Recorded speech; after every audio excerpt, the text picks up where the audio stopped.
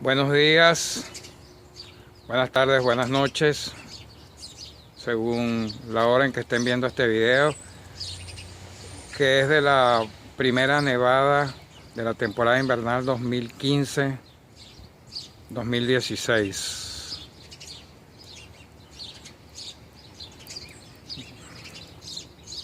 Voy a grabarlo rapidito porque se me están congelando un poco las manitos. Y bueno, sé que hacer el paneo tan rápido no es bueno para la cámara, pero de todas maneras, ahí voy.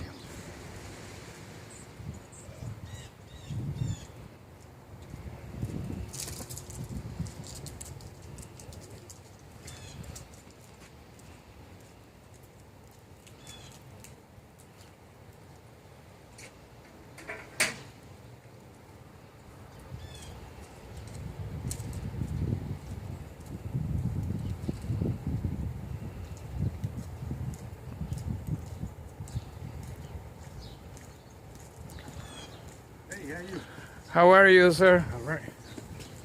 The first winter storm. Yeah.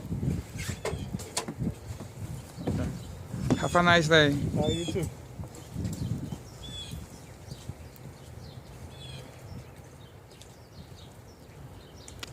El señor del correo que no puede fallar en su trabajo. Aquí realmente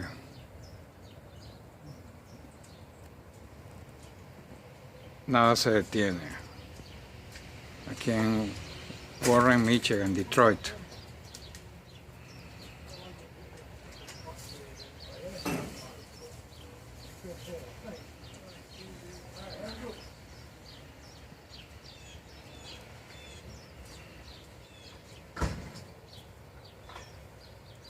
Bueno, ahí lo tienen.